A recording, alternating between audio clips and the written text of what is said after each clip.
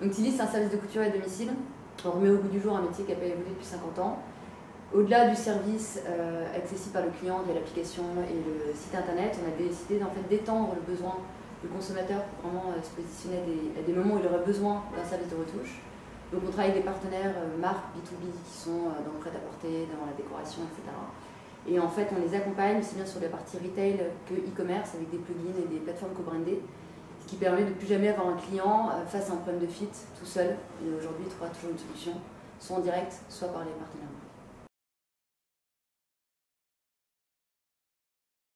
Moi j'avais fait un peu de lean avant, donc au début quand j'ai commencé à tester plusieurs idées de boîte et notamment quand je suis arrivée sur l'idée de Tilly, au lieu de partir sur un business plan, une étude de marché, ce que j'aurais eu comme réflexe qu'on m'a appris à l'école, je suis tout de suite, déjà j'ai eu le besoin personnellement de prendre rendez-vous avec un couturier, donc j'ai vécu l'expérience et ensuite avec le premier cercle de réseau qui était des amis puis ensuite les clients, j'ai fait ce travail à chaque fois d'aller en rendez-vous, d'aller faire des go-and-see, de parler aux clients, d'essayer vraiment de comprendre le besoin, les attentes, quel était le moment magique pendant cette séance en fait, avec le couturier. Et de la même façon, étant donné que je ne connaissais absolument rien au métier de la couture, j'ai beaucoup parlé avec les couturiers pour essayer de comprendre en fait, les techniques de couture, leurs attentes, quel était le métier de leur rêve pour demain, pourquoi Tilly, est-ce que c'était un complément de revenu, mais est-ce que potentiellement ça pourrait se transformer en un véritable métier de demain, etc. Donc j'ai fait tout le temps ce parallèle. La première année, c'était principalement gros boulot et je pense que le lean m'a permis d'avoir ces réflexes dès le début, d'aller voir le client. D'abord été voir en magasin comment ça se passait. On a un peu parlé avec des vendeurs. On a regardé comment leur logiciel de caisse fonctionnait et comment on pouvait s'intégrer avec eux. Et ensuite, on leur a créé une solution sur mesure qui s'intégrait dans le logiciel et qui leur permettait aux vendeurs de prendre commande pour leurs clients. Et à la différence de si on n'avait pas fait de lean, ce qu'on aurait sûrement fait, c'est de réfléchir dans une salle, loin des boutiques, sans savoir les problèmes que les vendeurs rencontrent au quotidien, et donc développer une solution qui après n'est pas utilisable en réalité. Développer l'application couturier, en temps normal, ce qu'un développeur aurait fait, c'est d'abord rédiger un cahier des charges avec des specs très précises. Et ce que nous on a plutôt fait, c'est sortir rapidement un MVP et ensuite aller sur le terrain pour voir comment nos couturiers utilisent cette application et se rendre compte des difficultés qu'ils ont et des choses qui fonctionnent bien. Et ainsi on a pu itérer dessus et l'améliorer progressivement. Oui, on a essayé de mettre en place un management visuel pour essayer de faire remonter les problèmes. Donc notre interface admin pour gérer les commandes est basée sur une sorte de Trello. L'idée c'est de découper notre process en forme de flux avec des colonnes. Et en fait une pièce égale une commande. Et ainsi on peut suivre les commandes au fur et à mesure dans le flux. Et quand il y a un problème, par exemple quand une pièce reste trop longtemps dans un certain état, la pièce apparaît en rouge sur notre interface admin, ce qui nous permet de faire remonter ce problème. Ce qu'on cherche à faire, parce que donc, dans ce besoin d'envoyer des missions régulièrement aux clients, aux utilistes, finalement la même chose, c'est d'avoir un raisonnement, d'essayer de lisser au maximum l'envoi justement des missions aux couturiers.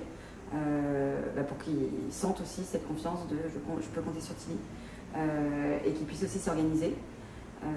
Donc pour ça, au début, c'était assez compliqué parce qu'on peut leur poser 10 milliards de questions et pas forcément avoir des réponses totalement précisées. Et puis aussi parce que quand on pose des questions de planning ou d'organisation, on peut très bien dire qu'on est disponible demain, en fait on ne va pas l'être au dernier moment, etc. Ce qui est assez humain et ce qui arrive tous les jours. Du coup, au début, c'est très simple. J'ai pris des papiers, j'ai créé à la main des agendas couturier par couturier. En leur posant des questions, je remplissais, ok, donc toi ta contrainte c'est de ne pas travailler tel jour, t'aimerais recevoir tes missions plutôt le matin, plutôt le soir, voilà, des choses assez simples par couturier. Et en fait, je faisais des tests où j'assignais moi-même à la main les missions. Donc dès qu'on recevait une mission client, je la proposais à tel ou tel couturier et selon ce qu'il m'avait dit, je voyais si c'était raccord avec finalement la logique qu'il m'avait dit. En fait, on s'est rendu compte que finalement, pas du tout. Donc ça a encore complexifié la donne, puisqu'il a fallu encore tester et encore pour continuer à itérer et comprendre exactement la logique qu'avait chaque couturier de manière générale dans son organisation, dans sa façon de faire, et selon chacun leurs contraintes, qui sont en plus complètement différentes de l'un à l'autre, chacun ayant des travails à côté parfois. Voilà. Et jusqu'à ce que finalement, on se rende compte qu'il y avait, par exemple, un geste quotidien, une logique qui revenait tout le temps, pour tous les couturiers, quelles que soient leurs contraintes. Ça, typiquement, ça a été quelque chose que j'ai pu remonter à un moment à Benjamin, sur la partie tech, pour automatiser en tout cas cette proposition de mission, par exemple, selon telle ou telle logique.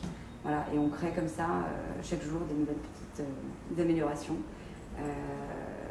Pour répondre à la promesse aussi qu'on fait aux stylistes et pour toujours les fidéliser et prendre soin d'eux. Je pense que ça m'a pas mal aidé à structurer la boîte avec ce qu'on appelle des cérémonies, des daily, des dojos, etc. qui sont des temps phares en fait, où on se pose en équipe.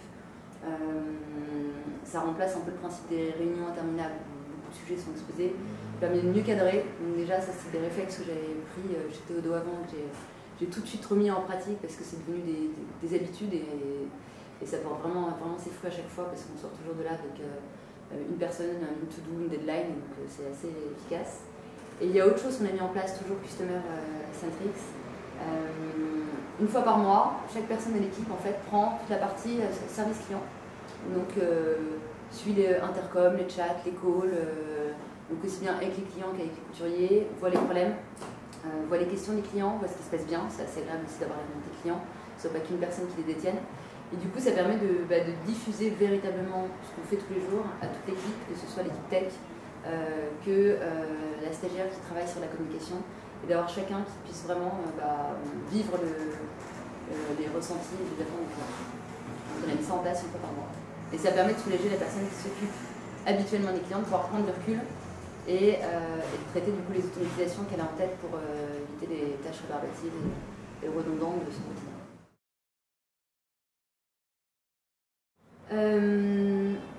Déjà, ça permet d'avoir toute une équipe. Idéalement, si on fait bien de lean, c'est d'avoir toute une équipe qui est alignée sur un même objectif, un objectif commun. Très dur à trouver. Personnellement, on n'a pas encore trouvé, mais c'est notre travail du quotidien, c'est de trouver cette guideline, cette vision qui unit les forces de toutes les équipes et qui évite de séquencer chacun dans son coin les actions.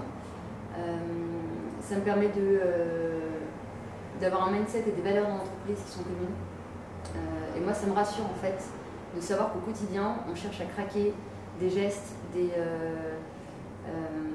des choses qu'on fait bien pour pouvoir les répéter demain par rapport à un concurrent qui arriverait sur le marché et qui ferait une énorme levée de fonds, pourrait refaire la tech, retrouver potentiellement des couturiers, etc. En revanche, on va acquérir un savoir-faire qui du coup nous permet de scaler, qu'ils n'auront pas forcément en ce moment. Donc c'est rassurant pour moi d'avoir cette force et de craquer ces bons gestes au quotidien.